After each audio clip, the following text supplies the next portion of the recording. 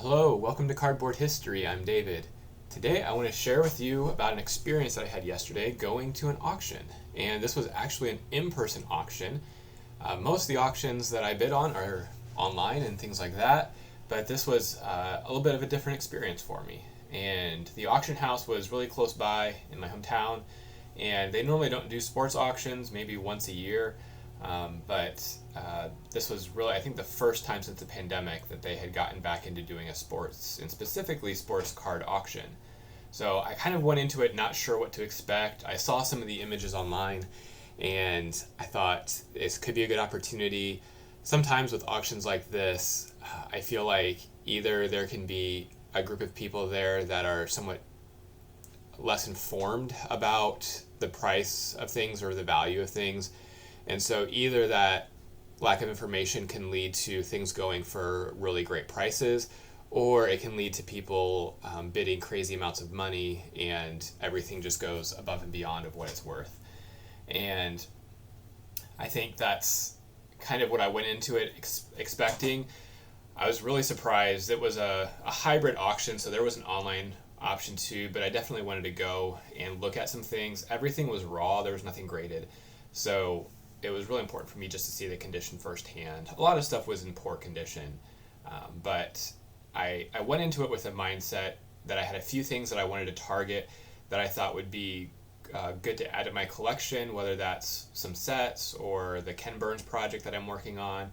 And there were a few other things that I noticed that I thought these have the opportunity to go significantly below what they're worth, and there could be an opportunity here for me to buy a couple items that I could resell to offset my other purchases or to get some money saved up towards the National. So I want to share some of the things that I picked up, and you guys can give me your feedback on what you think on some of it. Some things, they just went for $1, and so I thought at worst I'm out $1, and maybe I can turn a small profit on it. So let me turn the camera around and share some of the things that I picked up.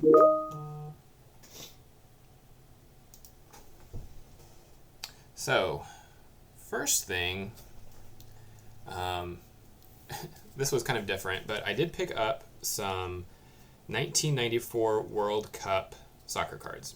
And these are the ones that I pulled out of the box. There was about 2,800, a box, like a shoe box full with about 2,800 cards from the 93 World Cup preview and the 94 Upper Deck World Cup set.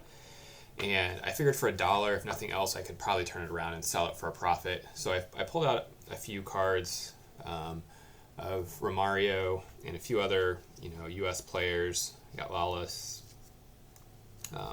that I thought were kind of cool, and the rest I'm just going to put up for eBay.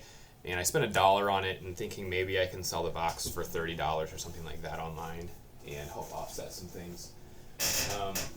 Let me go through these next.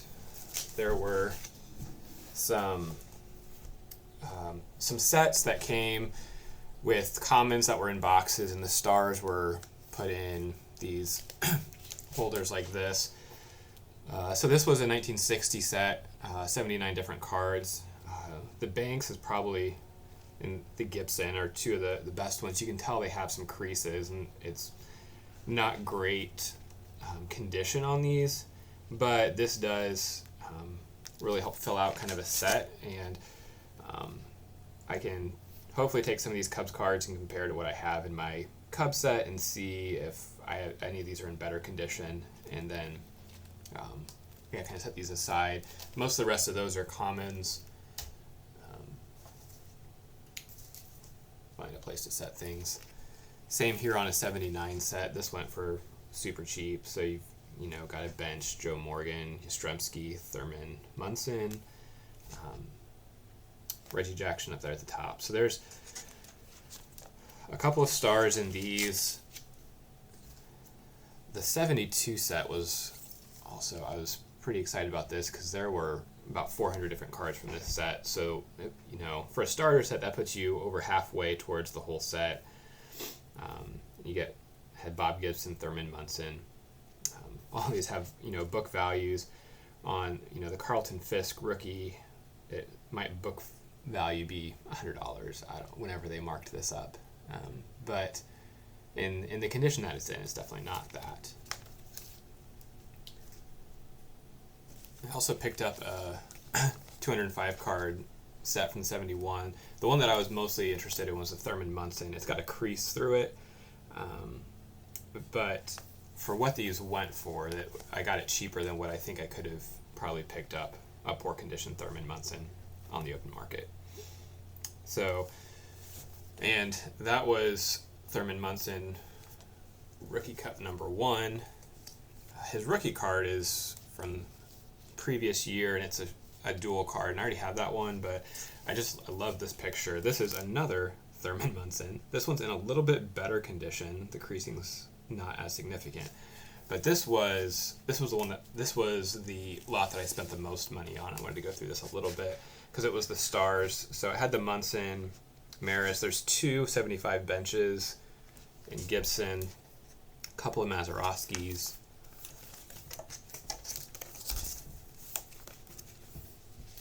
Again, some poor condition, but a Dandy, Schiendienst, a Cobb from Fleer, Musial.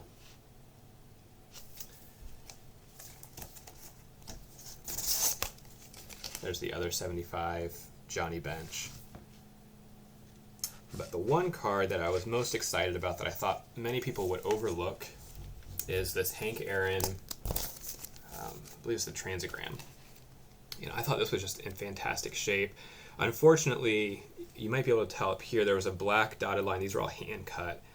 And that black dotted line, from what I've heard, you need to have that showing all the way around in order to get a numerical grade. Otherwise, it'll just get an authentic.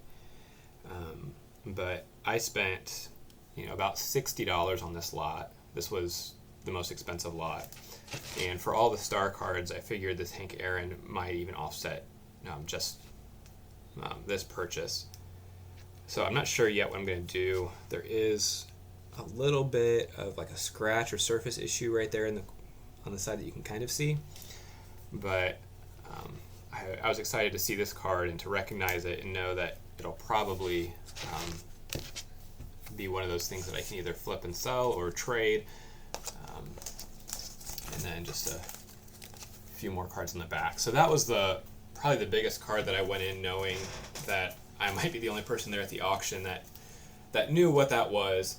And in person, there was only about 3 or 4 people that were in person. Everyone else was bidding online. So it was a really small house. This was a 61 set, 99 different cards, and really what caught my eye was the Koufax, severely miscut. And I know there's some collectors out there that are very fond of miscut cards, and I thought this was just a cool card. I love the 61 set as well, and so I was happy to get some of these cards that I can put in work towards completing the set. I'm not really a set collector, but I think some of these sets, if I get the opportunity to pick up 99 cards for $14 that I'm paying maybe a quarter per card or something like that, then I can put it together. And if I don't put together a set, I can put together a nice starter set to sell to somebody to put that money towards purchasing something else that I do want in my collection. But this was the 61 set. And then this lot right here, so they called it the Kirby Puckett lot, and it went for like $2. And I figured at least there's a Kirby Puckett autograph on the second page here from a magazine article from Baseball Cards, something like that. There's also Kevin Seitzer autograph. And then there was this page of autographs over here that I still need to do some research and see if any of these are any notable names. I didn't recognize any autographs, so I'm assuming not, but I figured for a couple bucks it was worth taking a shot on and doing some research. And it's really hard here to flip through these without... There's just also some other interesting cards of Kirby Puckett. I don't necessarily collect Kirby Puckett, but some other things that I thought were interesting in there. So those are the binder pages. A few other things that I picked up was just, I knew that was going to happen. I was going to bump this camera at some point. A box of stickers that went for $1. So figured I'd go sort through these and, if nothing else, give them to my nephew or let my kids just play with the stickers. There's not much value or anything in their significance. A lot of things like that went for $1. I just figured it was worth taking a shot on, see if I couldn't do something with it. I'm probably going to get myself into trouble by just having way too much laying around, not enough space to store it. This was a, let's see if I can get the number out of there. Highland Mint, I think it's like a bronze card of Frank Thomas. Again, that went for $1. So a lot of things that people online didn't really want to pay to have shipped. Here's a few of the more significant individual cards that I picked up. I have a post Hank Aaron that I thought was just in pretty good shape, decent job cutting it, and not too many creases or anything like that. This next 1959 postcard of Mickey Mantle. It says 63, but when I looked it up, everything that I could find was from 59. It has been used. It's from a Holiday Inn in Missouri, and again, this was one of those items that the online price was at $1 when I went to the auction, and I think maybe I spent $8 or $9 on this. And to have a mantle, this is one of the things that I think I can probably turn around and sell, and it might help offset some of the other costs, just for as cheap as I was able to get it. And I also think it's just a cool piece. Then I picked up a handful of cards for the Ken Burns collection. First one is this 1980 Rickey Henderson. This one's in a little bit rough shape. They had two others that were there that just went for a lot higher. I got this for $10. So $10 for a Rickey Henderson rookie card. I need this for the Ken Burns collection, so I was happy to get that, and maybe I'll keep my eye open for a better condition one, but I was just happy to have that to fill the spot. Also picked up a Dennis Eckersley for the Ken Burns project. This card here is one that I just had my eye on for a while, and it went for cheap enough. Just loving the story of the 1961 home run chase with Roger Maris breaking the record previously held by Babe Ruth, and you also got Mantle on here. So I've had my eye on this card for a while, just looking to see if I could find one that comes by for cheap, and that's what that one went. I think it went for maybe $8 or something like that. And then also Carlton Fisk, 73 Rookie Cup. So those were all cards that I had been looking for the Ken Burns collection that they were selling individually. They had a lot of cards that were maybe lower value that they sold in lots of 3 or 4 that went for $1 that I don't think they were worth that value.